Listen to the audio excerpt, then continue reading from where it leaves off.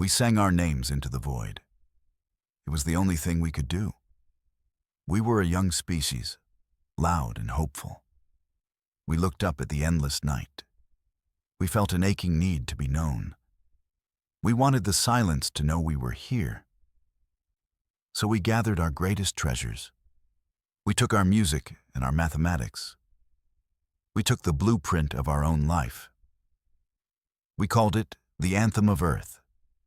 It was our grand hello to the universe. We wove our math into its notes. Our science became a bridge of harmony. Our DNA was the final, twisting chord. It was everything we were.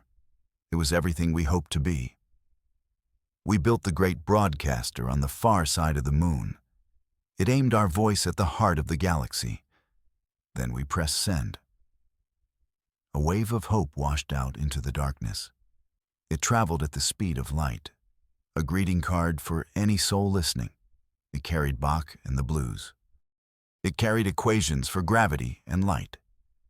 It carried the double helix of life itself, a testament to a small, dreaming world. We had thrown our message in a bottle into the cosmic ocean. Then we waited. A year passed, then 10 years.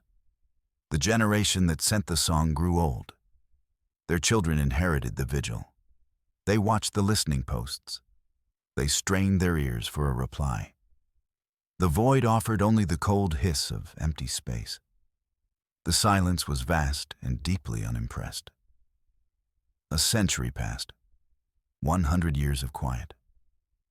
The great silence became a part of our culture. It was a truth taught to children. We are alone. It was a sad and simple fact. The listening posts became monuments. They were relics of a more optimistic time. Some thought it was for the best. The universe was big and dark. Maybe being alone was the safest way to be. We moved on. We built cities on Mars. We explored the moons of Jupiter. Our own solar system became our backyard. We grew comfortable in our solitude. The song we had sent became a myth, a foolish, beautiful gesture from our youth, a ghost of a hope we no longer held. The universe was silent, and we were learning to be silent too. Then one day, the silence broke. It was not a whisper. It was a thunderclap that rolled through space-time itself. It did not come over radio waves. It came as a ripple in gravity, a shudder in the fabric of reality. Every observatory on every world felt it at once. The deep space probes trembled. The instruments screamed with data. It was a signal of impossible power. It was structured, and it was old. Older than our sun, older than our planet. The data flooded our networks. Our best minds worked frantically. They tried to understand the message. It was not music. It was not mathematics. It was something else entirely. For weeks, we were electrified with hope again. The old dream had come true. We were not alone. The debates were endless. Was it a friend? A teacher? A god? We had waited so long for this moment. We imagined 1,000 beautiful possibilities. We were a species holding its breath. Our experts finally cracked the code. The message was not complex. It was brutally, terrifyingly simple. It was not a greeting. It was not an invitation. It was a judgment. The translation appeared on every screen, across Earth and all her colonies. 2 words that chilled us to our core. Discordant noise. That was it. That was the reply to our anthem, a reply to our art and our science, the reply to the code of our very being. 2 words from an ancient power, a dismissal from the darkness. The hope that had flared so bright died in an instant. It was replaced by a cold, creeping dread. We were not alone, and we had been judged. Before we could even formulate a reply, it arrived. It did not warp into existence with a flash. It simply was. One moment, the space beyond Neptune was empty. The next, it was occupied. A shadow fell over the outer planets, a structure so large it defied our star science. It was a ship, if something the size of a small moon could be called a ship. It was a deep, perfect black. It drank the light of our distant sun. It did not reflect anything. It was a hole in the fabric of space, a void within the void. Every telescope we had turned toward it, every sensor strained to get a reading. The object was silent. It was motionless. It was utterly terrifying. Then it blotted out the stars. Constellations vanished behind its mass. The familiar map of our sky was rewritten. This was not an act of war. It was an act of presence, a demonstration of scale we could barely comprehend. It was the physical embodiment of their message. We were small. We were insignificant. We were noise. They finally spoke to us again. Their voice was the same as before, a ripple in gravity, a thought broadcast directly into our minds. It was not a chorus of many voices. It was one voice, a single, unified consciousness. It called itself the chorus, and it came with a demand. The chorus demanded silence. They told us our song was an error, a chaotic scream in a silent symphony, a jarring note in the great song of the universe. They explained that existence had a rhythm, a perfect, silent order, an order we had disturbed with our broadcast. They were not conquerors. They were librarians of the cosmos, and we were a book written in a language that hurt their eyes. They said our chaos was a contagion. Our emotions, our conflicts, our unpredictable art. These were dangerous things. They could not be allowed to spread. Our little song had revealed our nature. We were a species defined by beautiful, terrible chaos. And in a universe of perfect order, chaos was the only true sin. We tried to reason with them. We sent them our philosophies. We sent them our pleas for understanding. We explained our love, our grief, our joy. We told them these things were the source of our music. They were not flaws. They were who we are. Our messages went out and were absorbed by the great black ship. Their reply was unchanging. Their judgment was final. The noise must be contained. The discord must be silenced.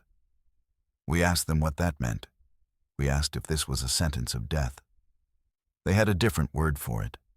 Not an execution, a quarantine. They began to build our prison. Great ships, smaller than the first but still vast, emerged from the world ship. There were thousands of them. They moved with silent, impossible grace. They took up positions in a perfect sphere, a sphere that surrounded our entire solar system. They formed a cage with a diameter of billions of miles. Each ship projected a field of energy. The fields linked together. They created a seamless, shimmering wall, a wall of pure force. We watched in horror from our worlds. We saw the stars begin to flicker and die. One by one, as the barrier formed, the light from the outside universe was cut off. The familiar glow of distant galaxies vanished. Our sky grew dark. The construction was a work of silent, terrible art. It was efficient and absolute. Within a single day, our sun was the only star we could see. Our solar system, our entire reality, was now enclosed. A bubble of existence, floating alone in an artificial void. They had not invaded us. They had simply erased the universe around us. We were quarantined, a light year of silence in every direction. The barrier was not just physical. It absorbed everything. Light, radiation, gravity. Nothing got in, and nothing got out. We tried to send a probe. It touched the barrier and simply ceased to be. No explosion, no debris. It was just gone, unwritten from reality. We were utterly and completely trapped. The chorus delivered one final message. Their great world ship began to pull away. Its shadow receded from the outer planets. Your existence is now an echo, confined to your own system. Do not attempt to sing again. The silence will be preserved. Then they were gone, leaving us in our silent cage. The first years were chaos. Panic gripped our worlds. The end of the universe was a tough thing to process. Economies collapsed. Governments fell. Some prayed to the silent jailers for release. Others cursed their name. We had been lords of our own small destiny. Now we were inmates in a cosmic asylum. We had screamed hello into the darkness, and the darkness had put us in a box. A terrible joke with a punchline 1,000,000,000 miles wide. Many gave in to despair. What was the point of striving? What was the point of art or science? We were a culture in a petri dish, observed by beings who saw us as a disease. But humanity's spirit is a stubborn thing. Despair is a luxury we have never been able to afford. After the panic came anger. After the anger came a quiet, cold resolve. We were trapped. We were silenced. But we were not broken. We would not let our story end this way. The chorus had judged us as chaotic noise. They had quarantined us for our messy, unpredictable nature. They thought our greatest weakness was our lack of order. We started to wonder, what if it was our greatest strength? We began to study our prison. We analyzed the barrier with every tool we had. Its energy signature was flawless, a perfect, repeating harmony. It was a wall made of pure order, a physical manifestation of their philosophy. It was rigid, unchanging, and absolute. There was no brute force way through it. It would simply absorb any attack. We also studied their one message, the judgment, the quarantine order. We dissected the gravity waves they used. We looked at the structure of their thoughts. Everything about them screamed perfection, unwavering consistency, a single monolithic note held for eternity. They were predictable. They were a machine. And that gave us an idea. The key was not in their words. It was not in the nature of their barrier. We had been looking outward for a solution. We had been trying to understand our enemy. But the real clue, the real key, had been with us all along. It was in the very thing they hated, the thing that had gotten us into this mess. It was in our song. We went back to the Anthem of Earth, the original broadcast. We played it not for its beauty, but for its data. We analyzed its structure. It was a mess, a beautiful, glorious mess. It shifted in tone and tempo. It held joy and sorrow in the same phrase. Its mathematical proofs were elegant, but they were nested inside chaotic, passionate music. Our song was full of contradictions. It was a harmony made of dissonance. It was order born from chaos. It was everything the chorus was not. Their barrier was a perfect, single frequency. It was strong because it was unified. But anything that perfect has a weakness. A single perfect structure can be shattered by the right resonance. They had built a prison of perfect order. We could not break it with force. But maybe, just maybe, we could break it with music. We could not punch our way out, but perhaps we could sing our way out. The idea was insane. It was desperate. It was probably the most human idea we had ever had. And so we began to forge our second verse. We could not use the moon broadcaster again. It was outside the barrier or destroyed by it. We needed a new instrument, something loud enough to be heard, something powerful enough to shake the foundations of our cage. There was only one thing in our solar system with that kind of power, our own star, our sun. The plan was beautiful in its audacity. We would turn our sun into an instrument, a celestial guitar with strings of light, a cosmic drum beating with solar flares. We would not just send a signal, we would make the star itself sing. We would modulate its light. We would tune its solar winds. We would make it broadcast our new anthem. This was not star science we understood. We had to invent it. We spent decades on the problem. Generations were born into the cage. They grew up without stars in their sky. But they grew up with a purpose. Every scientist, every engineer, every artist was dedicated to one goal: to answer the chorus, to finish the song we had started. We built great focusing arrays around Mercury, stations designed to manipulate the sun's energy. They were vast structures of mirrors and emitters. They would work together, a choir of machines, to play upon our star. They would create subtle fluctuations in its output, tiny changes that would be invisible to the naked eye, but to the barrier, they would be a tremor. We needed a new song. The first anthem was a greeting, a naive hello. This second verse had to be different. It had to be a statement, an anthem of defiance. It could not be a single, simple tune. It had to be as chaotic and unpredictable as we were. It needed to be a melody that could not be easily absorbed. So we turned to the source of our chaos, ourselves.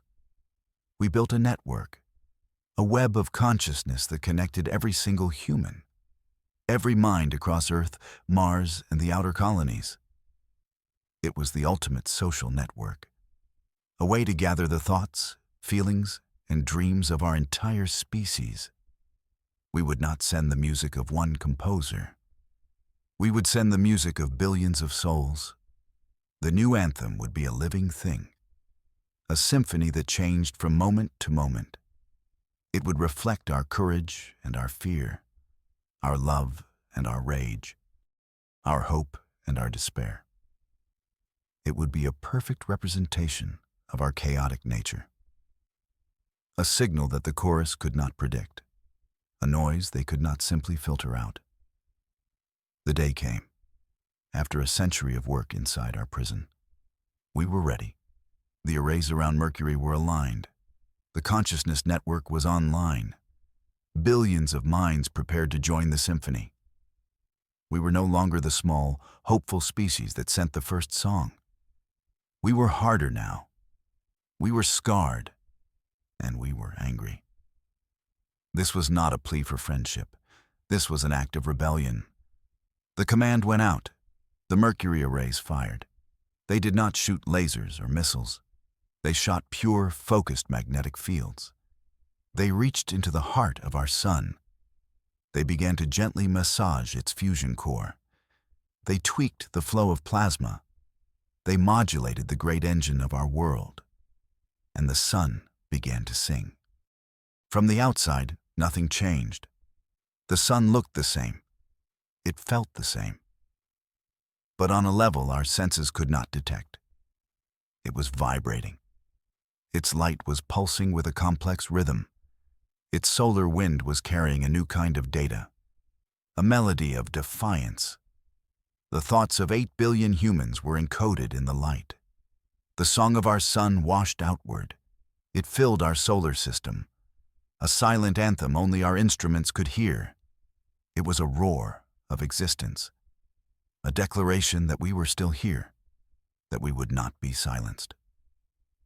The song traveled for minutes, then hours, reaching the edges of our system. Then it struck the barrier. For a moment, there was nothing. The barrier was designed to absorb everything. We watched our sensors, our hearts, and our throats. Did it work? Was our desperate, insane plan just another failure? The barrier remained a perfect, shimmering wall. The artificial night around us remained absolute. And then, a flicker. It was tiny. A single point of light on the sensor grid. A place where the barrier had failed to absorb our song. It was a note it could not process. The chaos in our music had found a hairline crack in its perfect order. The light was not from our sun. It was the light of a single, distant star, peeking through the cage. A wave of joy erupted through our network. A billion voices crying out at once. That feeling of shared triumph became part of the song. The music swelled. It became more powerful, more complex. The single point of light became a dozen, then 100. Our chaotic anthem was making the perfect barrier resonate. It was starting to shake. The prison wall was humming our tune. The chorus must have felt it. A tremor in their perfect silence. A disturbance in the force they held so dear. For the first time in over a century, they paid attention to us again. Their perfect quarantine was being disturbed.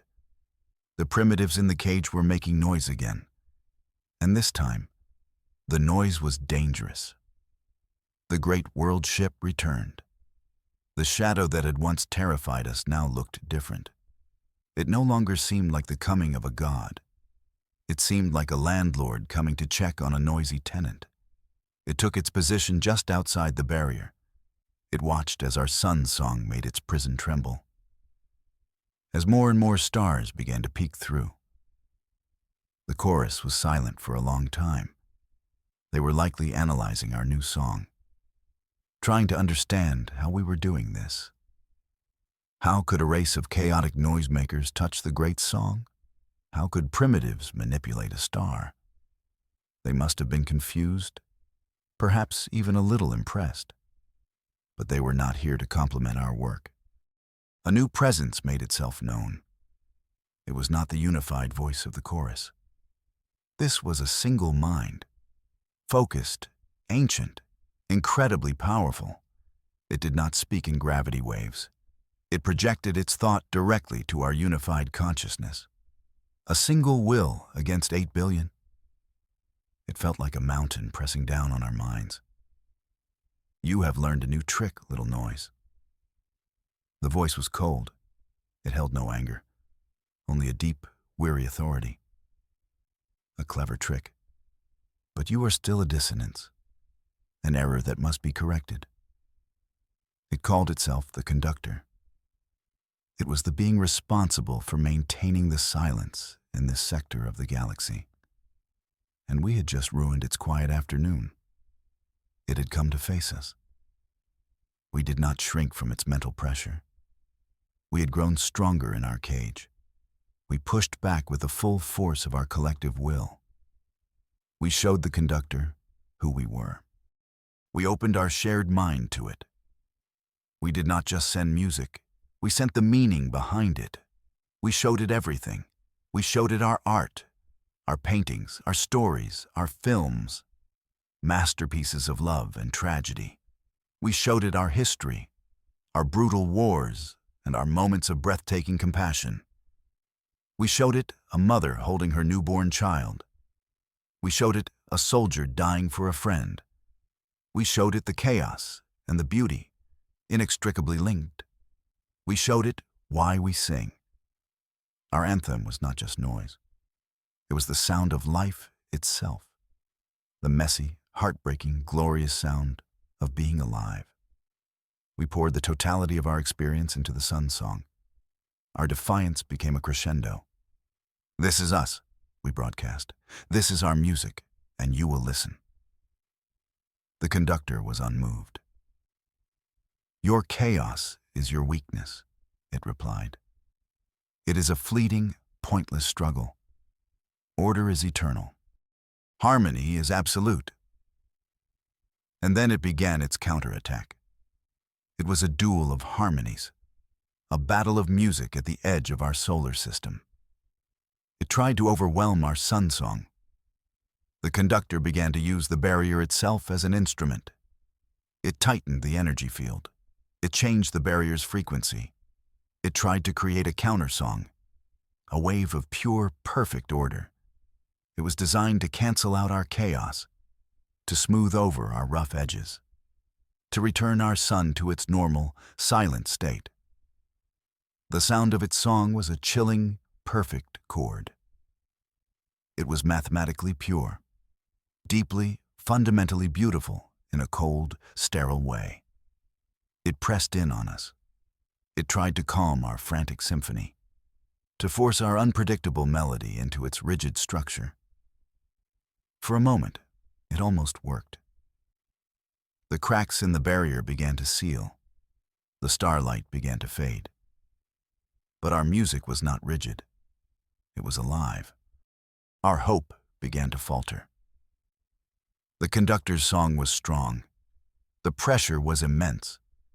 But as fear crept into our collective mind, the song changed. The melody became more desperate. The tempo increased. The fear itself became a new instrument in the orchestra.